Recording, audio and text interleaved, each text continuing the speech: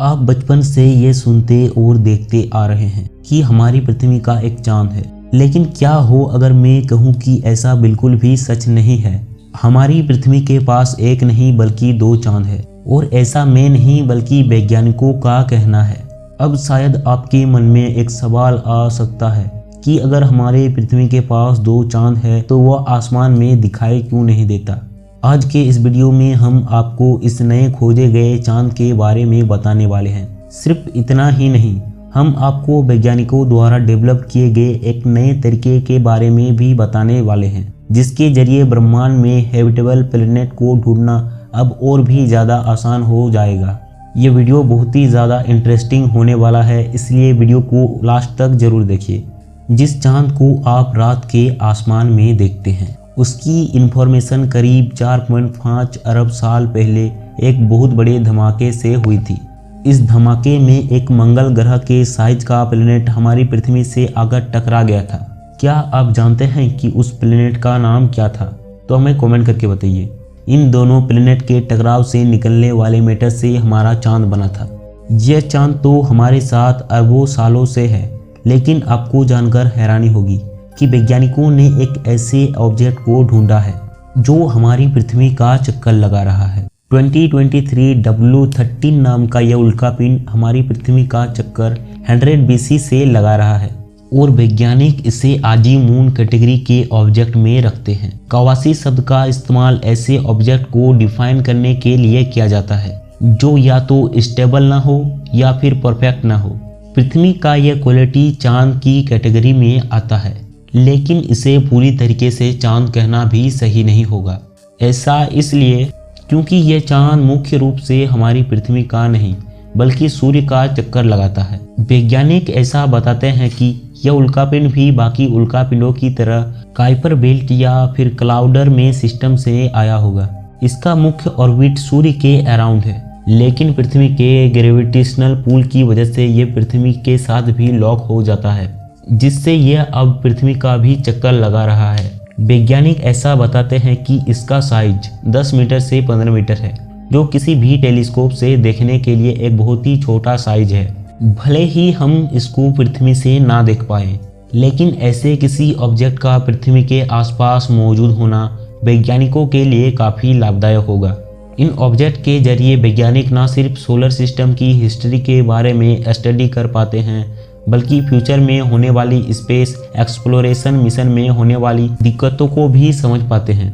Future में हम इस एस्ट्रॉयड पर मिशन होते हुए दिखाई दे सकते हैं। वैसे तो इससे पृथ्वी को कोई खतरा नहीं, लेकिन इतना छोटा होने की वजह से ये अपने ऑर्बिट को बहुत तेजी से चेंज कर सकता है।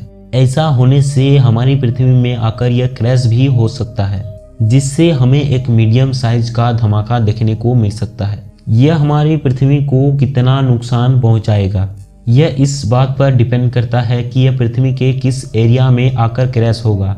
आपको जानकर हैरानी होगी कि यह पहला ऑब्जेक्ट नहीं जो हमारी पृथ्वी का चक्कर बिल्कुल चांद की तरह लगा रहा है। इससे पहले भी वैज्ञानिक ऐसे काफ़ी सारे ऑब्जेक्ट को डिस्कवर कर चुके हैं जो पृथ्वी की ऑर्बिट में आकर लॉक हो जाते हैं और इससे आजीमून जैसा बिहेव करने लगते हैं। यह सिर्फ हमारी पृथ्वी के साथ नहीं बल्कि सौरमंडल में मौजूद ऑलमोस्ट हर ग्रह के साथ होता है।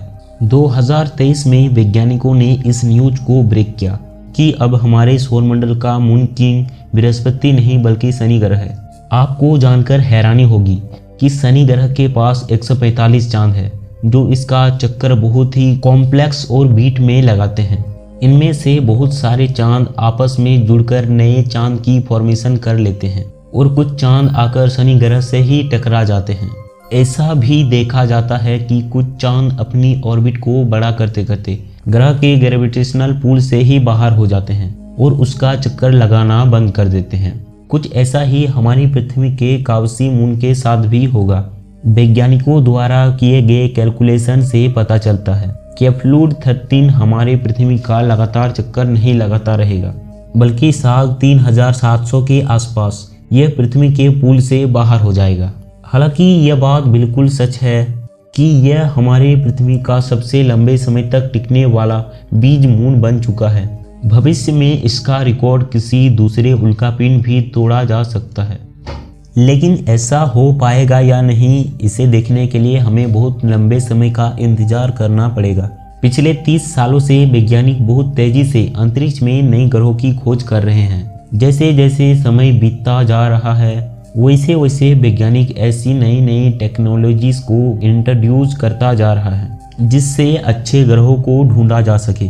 वैज्ञानिकों के मुताबिक एक अच्छा ग्रह वह होता है जो अपने तरीके से हैबिटेबल जोन में मौजूद होता है। इसे गोल्डीलॉक्स जोन भी कहा जाता है और यह एक ऐसा एरिया होता है जहां तापमान ना तो बहुत ज़्यादा है और ना ही बहुत कम।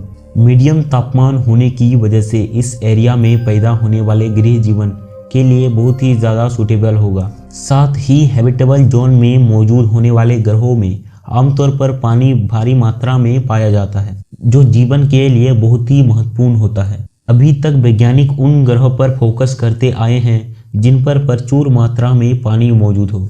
आपको जानकर हैरानी होगी कि पृथ्वी पर इतना ज़्यादा पानी मौजूद होने के बाद भी वाटर डेफिसिट प्लेनेट माना जाता है, यानी ऐसा ग्रह जहां पानी की बहुत कमी हो। असल में वैज्ञानिकों का पानी की मात्रा नापने का तरीका नॉर्मल से थोड़ा अलग होता है। वह किसी भी ग्रह में मौजूद उसके पानी को द्रव्यमान से कंपेयर करके देखते हैं और हमारी पृथ्वी का द्रव्यमान यहाँ मौजूद पानी से भी ज़्यादा है।